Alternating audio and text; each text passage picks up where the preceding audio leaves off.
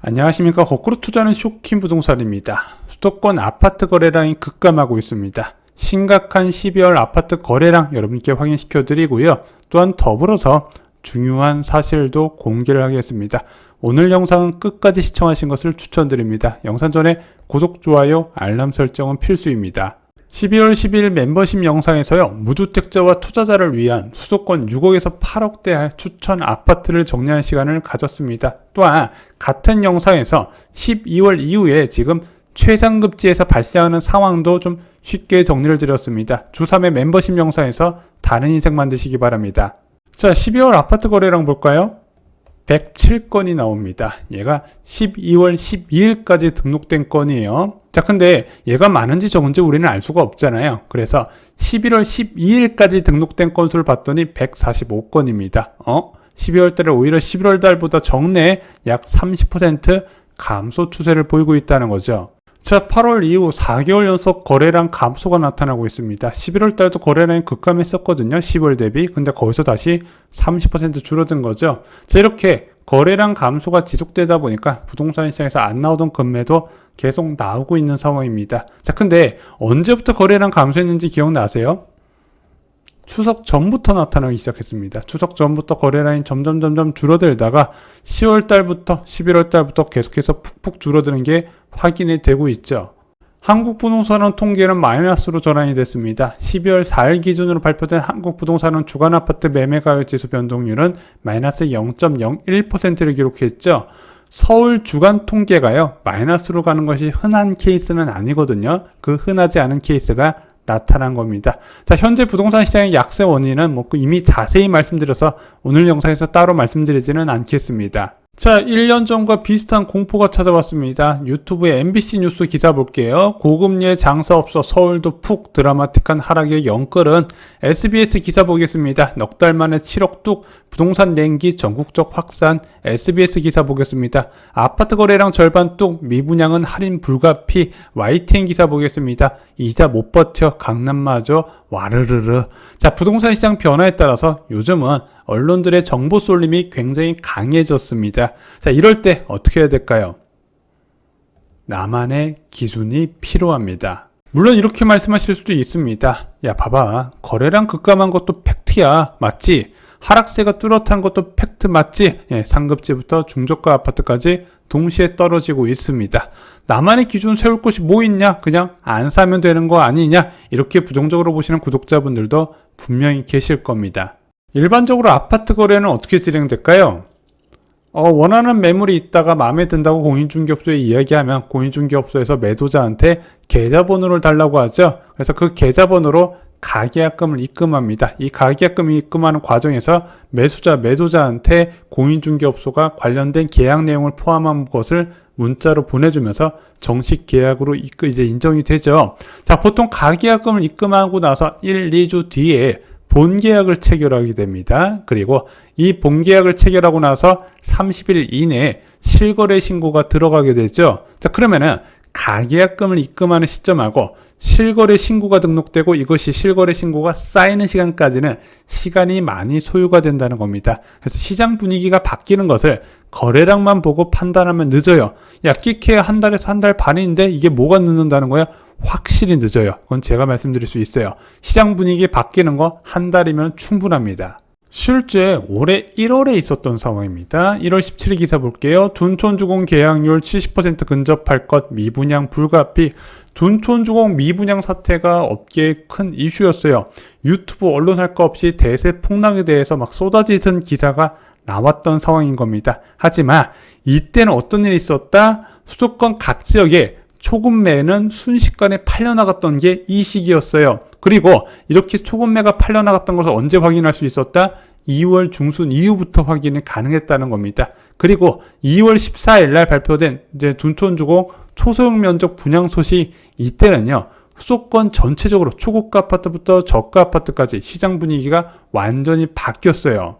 올해 1월과 2월 실제 부동산에 가면서 내 집만을 준비하셨던 구독자분들의 하는 이야기는 이랬습니다.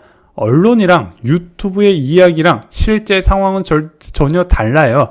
금매는 다 빠졌는데 살려는 사람이 많아서 가격이 계속 오르고 있어서 저도 급하게 계약했습니다. 이런 사람들이 많이 있었다는 거죠. 자, 현재 조정장인 것을 부인한다는 것은 아닙니다. 하락한다는 건 맞아요. 자, 근데 이 조정장을 어떻게 볼 것인가는 여러분들이 판단을 하셔야 된다는 겁니다. 나만의 기준이 있어야 된다는 거예요. 자, 현재 조정장 언제까지 이어질 것인가?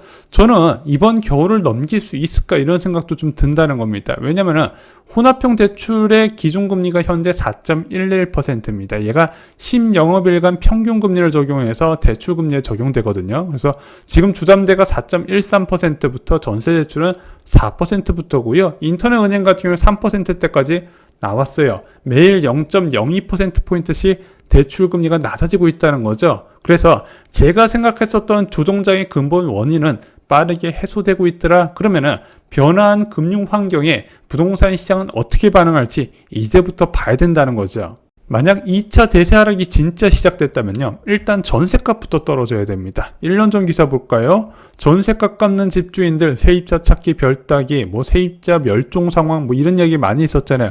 여월세를 한다. 근데 지금 그런 얘기 하나도 없지 않습니까? 오히려 아파트 전세만 상승한다. 전셋값 상승에 대해서 다루고 있는 기사들이 많아지고 있습니다. 또한 전셋값 외에도요. 상급지에 초급매가 쌓이고 가격이 떨어져야 돼요. 그래야 중급지하고 하급지에서 가격을 내 걸 싸게 팔고 상급지로 갈아타는 사람이 생기면서 전체적인 하락 현상이 나타나거든요. 근데 지금 12월 들어서 상급지의 초급매는 빠르게 소진 중입니다. 저희가 멤버십 영상에서 자세히 말씀드렸지만 그 빠르게 소진되는 폭이 점점 넓어지고 있어요.